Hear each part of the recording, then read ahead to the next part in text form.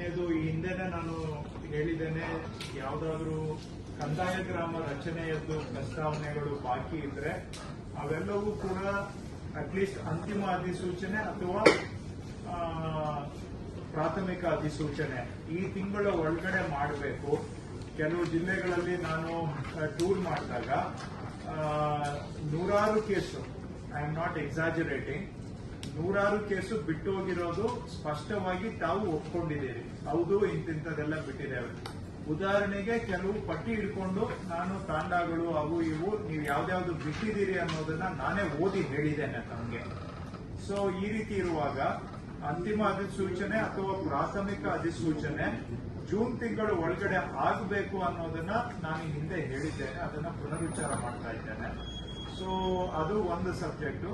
ಅದಕ್ಕೆ ಮೊದಲು ಈ ವಿಲೇಜ್ ಅಡ್ಮಿನಿಸ್ಟ್ರೇಟಿವ್ ಆಫೀಸರ್ಸ್ ಇವರಿಗೆ ಕಚೇರಿ ಸೌಲಭ್ಯ ಮಾಡಿಕೊಡ್ಬೇಕು ಅನ್ನೋದು ಸರ್ಕಾರದ ತೀರ್ಮಾನ ಆಗಿದೆ. ನಾನು RDPR ಜೊತೆಗೂ ಕೂಡ ಜಂಟಿ ಸಭೆಯನ್ನ ಮಾಡಿದ್ದೇನೆ. ಅಲ್ಲಿ ಅವರು ಮಂತ್ರಿಗಳು ಒಪ್ಕೊಂಡಿದ್ದಾರೆ, RDPR ಡಿಪಾರ್ಟ್ಮೆಂಟ್ನವರು ಒಪ್ಕೊಂಡಿದ್ದಾರೆ. ಗ್ರಾಮ ಪಂಚಾಯಿತಿಯಲ್ಲೇನೆ ವಿಲೇಜ್ ಅಕೌಂಟೆಂಟ್ಗೆ ಒಂದು ಕೊಠಡಿಯನ್ನ ಮಾಡಿಕೊಡ್ಬೇಕು, ಕಚೇರಿಯನ್ನ ಅನ್ನುವಂಥದ್ದು. ಕಚೇರಿ ಅಂತ ಹೇಳಿದ್ರೆ ಅದರಲ್ಲಿ ಸಪರೇಟ್ ಬಿಲ್ಡಿಂಗ್ ಕಟ್ಟುವ ಅವಶ್ಯಕತೆ ಇರೋದಿಲ್ಲ.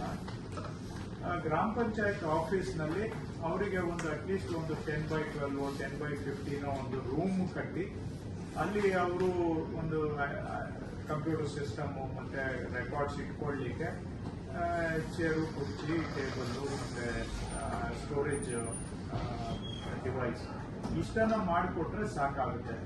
ಸೊ ಇದು ಗ್ರಾಮ ಪಂಚಾಯಿತಿಯಲ್ಲೇ ಇರಬೇಕು ಇನ್ನು ಮುಂದೆ ಅನ್ನುವಂಥದ್ದು ಅಭಿಪ್ರಾಯ. ಯಾಕೆ ಅಂದ್ರೆ ಈಗ ವಿಲೇಜ್ ಅಕೌಂಟೆಂಟ್ಗೆ ನಾವು ಸಪರೇಟ್ ಜಾಗಗಳು ಹುಡುಕೊಂಡು ಹೋದ್ರೆ ಅದು ಇನ್ನು 10 ವರ್ಷ ಆದ್ರೂ ಕೂಡ ಮುಗಿಯೋದಿಲ್ಲ.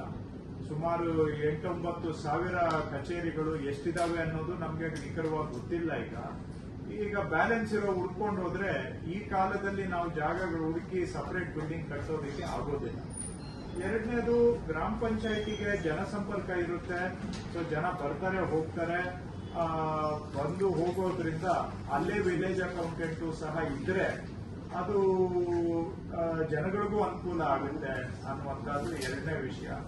ಮತ್ತು ನಾಳೆ ನಾವು ವಿಲೇಜ್ ಅಕೌಂಟೆಂಟ್ಗೆ ಈ ಆಫೀಸ್ಗೆ ತರಬೇಕಾದ್ರೆ ಗ್ರಾಮ ಪಂಚಾಯಿತಿಗಳನ್ನ ಕೇಸ್1 ನೆಟ್ವರ್ಕ್ ಅಲ್ಲಿ ತರಬೇಕು ಅನ್ನೋದು ಮೂರನೇ ಫೇಸ್ 3ನ ಪ್ಲಾನ್ ಆಗಿದೆ. ಸೊ ಆದಷ್ಟು ಶೀಘ್ರದಲ್ಲಿ ಗ್ರಾಮ ಪಂಚಾಯಿತಿಗೆ ಕೇಸ್1 ಎಕ್ಸ್ಟೆಂಡ್ ಆಗೋದ್ರಿಂದ ಇವರೆಲ್ಲರೂ ಕೂಡ ನಾವು ಈ ಆಫೀಸ್ಗೆ ತರಲಿಕ್ಕೆ ಅನುಕೂಲ ಆಗುತ್ತೆ, ಪ್ರಾಕ್ಟಿಕಲ್ ಆಗುತ್ತೆ. ಮತ್ತು 4ನೇದು, ಗ್ರಾಮ ಪಂಚಾಯಿತಿ ಏನಿದೆ ಅದು it should become the local government.